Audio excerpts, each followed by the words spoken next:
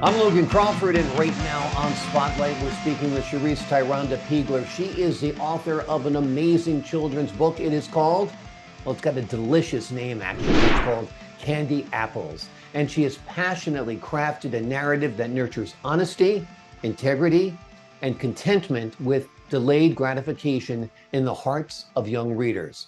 Through the eyes of her main character, Cameron, which happens to be the name of her son, her little boy, sitting next to her, the story offers a guide to parents, guardians, and leaders to foster meaningful dialogues with children about making positive choices and developing strong character. We are delighted to have this very talented author join us here today on Spotlight. We thank the team at Glasslink for helping us put her in the spotlight today. And we ask viewers like you to support writers like her by subscribing to our channel. Cherice, thanks so much for being our guest today on Spotlight. Thank you. Absolutely. Cameron, good to see you today. Good to see you too. Okay, I need strong voices out of both you guys because we're having a little trouble hearing you. Maybe sit a little closer to the computer. And let me start out by asking you, Cherice, how did you come up with the idea for Candy Apples? I came up with the idea for Candy Apples because it started off with the Garden of Eden in the book of Genesis, where Adam and Eve, they had to make a decision. And so Candy Apples is about making choices. And so I tailored it towards the Garden of Eden story. And I put the cookie in it because the cookie represents something that is given to a person now, and you can have it now. And you have to wait for the candy apple, which teaches the delayed gratification. Exactly. Now, when it comes to young people and even adults, explain to the folks at home and to the potential readers why appreciating the concept of delayed gratification is important. Understanding delayed gratification is important because you could have something greater than what you can currently have if you have the tolerance, the patience to just wait for it, and just to work up into that.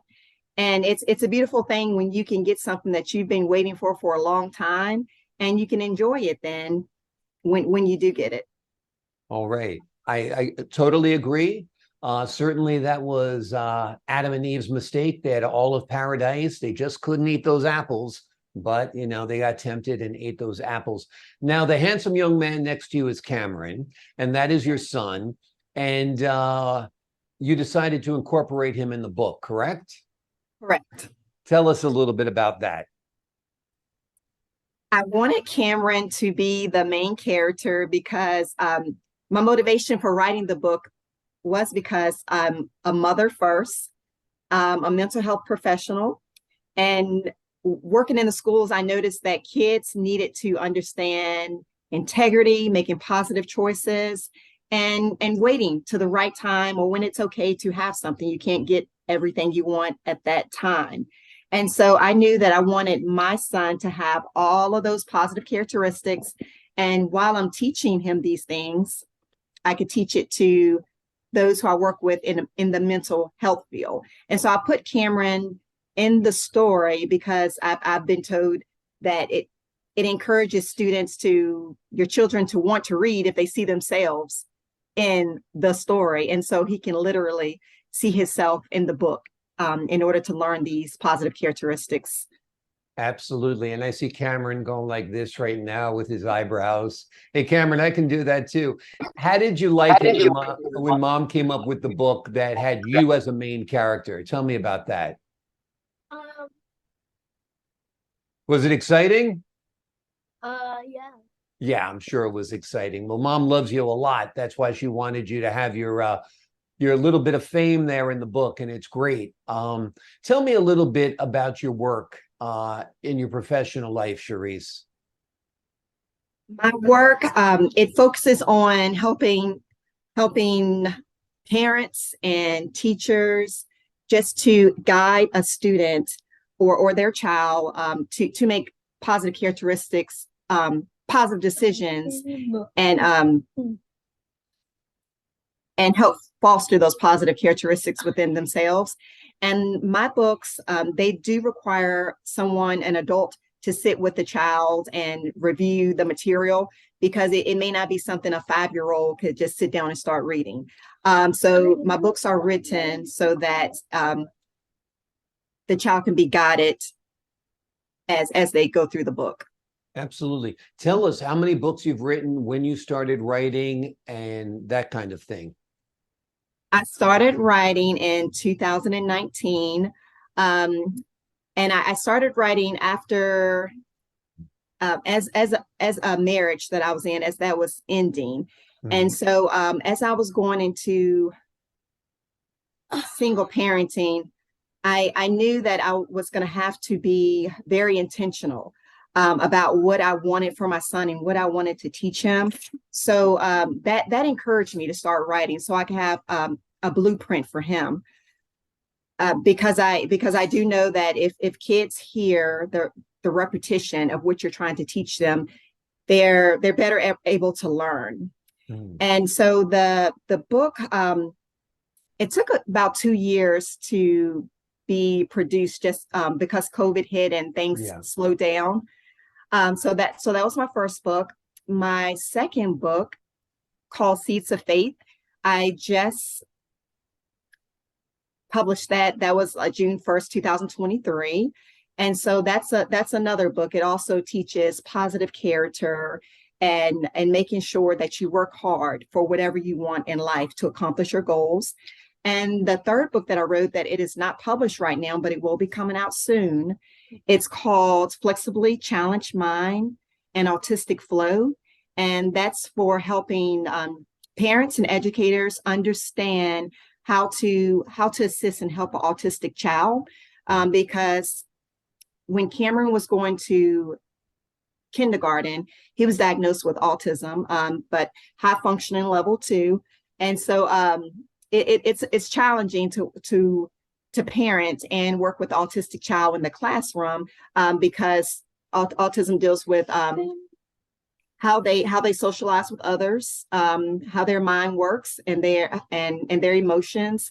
And so the third book gives some tools to help in that way. Absolutely. Sounds terrific. And certainly parents of children who are on the spectrum need all of the support they can get. And your books sound like they're an important tool. Tell me about your work outside of being a writer. Do you work with children also? I do work with children. I've been in the school system for about 15 years. As a teacher or a guidance counselor, what's your role? As a mental health counselor. Okay. And so I work alongside with the school counselors, the guidance counselors, and the teachers. But my role is to help the children in the schools with depression, anxiety. They may be grieving the loss of someone in their family, a friend. And so I help the school staff to help manage those emotions that's going around in the school. Cool. And so that's my role. And I do work in a middle school. And before the middle school, I did work with adults also. Depression, anxiety, schizophrenia, bipolar. So I have that background as well. And I enjoy working as a mobile crisis team counselor when I had to go to people's homes when they may have been having challenges in their home with their teenagers. And so I've been in the field since 2004, and I really enjoy it because I enjoy seeing people work through their problems and seeing that they can be an overcomer. Absolutely. And it's nice for them to have a compassionate, thoughtful person like yourself to be able to go to. Why do you think we have so many more kids today, or at least it seems, that suffer from anxiety and depression and mental health issues? Maybe they always were there and we just didn't recognize it or label it? Or do you think that things have gotten a little tougher for kids over the years? I do think life is very busy and presents lots of challenges because so much is going on, and they want to be accepted by their peers and the adults around them. And also, if the parents aren't able to give a lot of time and attention, they may go try to seek that attention elsewhere. And if they don't seek the right attention, it can cause all those issues, the depression, the anxiety. And so so I noticed that those kids who do not have the support that's needed, or they may have the support, but just life situations come up and they just have a hard time navigating through those things. If they don't have the tools to navigate through those things, it will cause those side effects with the anxiety and depression. And so I do feel like it depends on the support and the situations that they face. Awesome. Tell us a little bit about Cameron. How old is he? Is he, I'm guessing, I don't know. It's hard to tell on camera. It's hard to tell on TV. So tell us a little bit about him, where he goes, what type of school he goes to, and that kind of stuff. Oh, can I see it? I'll start and then I'll let you say it, okay? Sure. Cameron is 6 years old. And what else do you want to let them know about yourself? And this is our and this is our candy apples. And I want to see, this is my mom, Cherice TyRhonda Peagler. And then I love her. And she still loves me too. And and he wanted to know about your school. Cameron goes to it's a school for autism, and it supports them in their and it's Rivermont. And it supports them in their behavior, health, and emotions. And he has speech therapy, occupational therapy, and it allows him to work on these tools so that as he grows and become an older person, he'll be able to better manage his emotions. And so he is in that school as of right now. And then once they see him continue to make progress, he'll go back into his main school, unless I decide to still keep him in some kind of public school, private school. Well, he seems like he's doing great. He's articulate, Yes. He's smart, he's humorous, he's affectionate. So I think he's meeting all his milestones from what I can see from my little side chair over here. So I'm sure you're very, very proud of him. Tell me what it was like writing the book, how long it took you, I know the story was inspired by the story of Adam and Eve, but tell us a little bit about the writing process for you. Let's see, the writing process, when I usually write, I just put down all of my ideas. I can usually write a book in less than an hour. And after that hour is over, I may put it down for like 3 days and then go back and fill in the gaps and develop the story even more. After I complete the full story, I'll get many friends and coworkers to read over the information just to make sure it flows, they understand it, it gives the message that I'm intending for it to give. And then after that, after I have many people to listen to the storyline and edit it, I submit. And the pictures is what I also enjoy, because I get a chance to tell the artist exactly what I'm looking for and what pictures I want to see come out of the story. And so it's fun to describe what I want on paper and watch the artist actually bring that to life through art. So you actually worked with an illustrator and described to him or her the type of artwork you wanted to tell, help reinforce the story. Yes.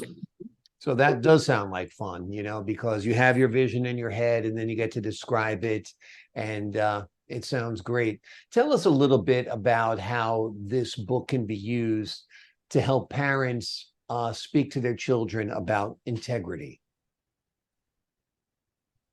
The story has a step-by-step process on how to make a choice, and it gives consequences. It talks about, well, if you decide to make a poor choice, the consequences for that, and the consequences for making a positive choice. So the parents can go through the book and it's a step-by-step guide on how to make choices. Hmm. And so it opens up conversation for the child and the guardian to talk about these things as you read through. And I would say it's pretty long. And so you may have to read half and then read the other half the next day, because if it's a young child, they may get antsy through the read. So it's okay to break up the book as long as you continue the dialogue. And the book also has an audio with it. And so I find that's an easy way to also get through the book. Just have the child listen to the audio in the car, and they can still pick up the same principles as you're writing. Exactly. And some children are auditory learners. Some children are, read by learning. Other children watch by viewing. Have you thought at all about creating a video or hoping to get this produced as a series or something? Yes. Someone has reached out to me to produce a series of candy apples, and I'm really excited about that. So we've written the screenplay, the treatment, and now we have to do the next steps. Mm-hmm. And so I do hope that we can move forward soon. And it all depends on usually it's a monetary issue. Yeah, and so exactly. And so hopefully I'll be able to move forward with that. I look forward to it being on screen. Great. Now, would it be animation or live action? Tell us a little bit about that. I still need more information on what exactly we're looking at. But it sounds like it would be animation. Yeah. Well, that sounds great. And I'm sure Cameron would enjoy watching that as well. What age group do you target with your book, Candy Apples? I target age 5 through 12, because the younger ages, they can talk through the book with a parent, guardian, or teacher, and then as you get older, you're able to read it on your own and still talk about those things with an adult questions. Because a lot of my books, well, a lot of what I write in the books, they're abstract ideas. And so it opens up the door for conversation just because it's abstract, like in integrity, delayed gratification. Exactly. Yeah, those are tough concepts for kids to comprehend. They're tough concepts sometimes for adults to comprehend, but you do a good job of breaking it down so it is more easily understood. And like you said, especially if a parent or a guardian or a teacher is reading it to the children. You talked before that you had broken down the concept of choice into stages. What are some of those stages that help a child understand the importance of choice? The first stage, they have to understand what am I trying to figure out? What is the problem? Once they understand what the problem is, they have to think about, what do I need to decide, and what will be the consequences for my decision? Right. And so they'll have to think ahead to see how this decision will affect them in the future. And then there's the decision part where they actually make a decision and enjoy the fruits of their labor, or a good choice, or not enjoy it because they made a poor choice. So really understanding what the problem is, making a decision, and understanding how it affects your life. Exactly. Now, are there any real life situations that you might have had with Cameron or other children where the book Candy Apples was a good tool because you could say, see, this is what happens if you want something right away when you should actually wait? Well, I'll go over what happened this morning. Okay. Because that's the one I can think of. We also have a hobby of selling socks. They're called Cam 23. It stands for his name, and it also stands for climbing any mountain. And so he really enjoys being an entrepreneur and selling those socks. And someone did buy some from him this morning, and he quickly lost the money that was given to him. And so we were not we were not happy about that. but what the book teaches is self-correcting. And even though you make a mistake, you still can do better the next time you have that opportunity to do better. And so we were able to work through disappointment this morning, and maybe it'll come up, we may find that money, but just working through disappointment and self-correcting when you get another chance to do something that may not have gone so well before, that's definitely an example that we worked through this morning, and we have the opportunity to work through, and we've worked through it in the past as well. Absolutely, absolutely.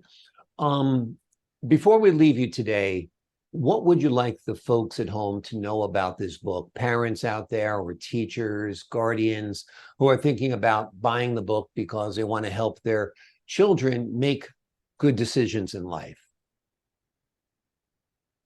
What I would like adults and teachers to know about the book is that it's a good tool for helping kids to make positive decisions and thinking through their decisions. And it's also a way to foster communication, so you can have back and forth communication with the child as while you teach, and allows them to ask questions as you also go through the book. And so I would like them to know that it actually teaches making choices. Absolutely. Yeah, it's a wonderful book. It's a great read, and it's an important book for kids. You actually have your own website, ChericeTyRhonda.com. Tell us what that is for. That's for my readers to understand more about who I am. And it also will show you the books that are out right now. And if you would like to purchase a book, you can also purchase a book through the links on that website. But it gives you more information about me so that we can connect. Awesome. Awesome. And what's your next book? Is it already in the process? Have you already started writing it? My next book is Flexibly Challenge Mind and Autistic Flow. Mm-hmm. And that is for educators and the child to learn ways tools to manage autism. Okay, great. Well, Cameron did a great job today. You were a good cheerleader for Mom. You sat there patiently. It's tough listening to adults talk for a half hour or so, but you made it through it. I got a feeling this is the delayed gratification. Maybe Mom's got a little treat or present for you, maybe something good to eat after this, since you've been such a good guy and a good cooperative guest. Absolutely. It's giving me the peace sign there. Well, Cherice and Cameron, you have been wonderful. Let me tell the folks at home again the name of the book. It is called Candy Apples. It is a story that nurtures honesty, integrity, and contentment, and helps children understand the very important concept of delayed gratification. This is a book you're going to want to pick up. Cherice has written a number of books. You can read more about her work. You can read more about her writings. You can order her books on her website, ChericeTyRhonda.com. We will have the links below this interview. Cherice and Cameron, thanks so much for joining me here today. Thank you for having us.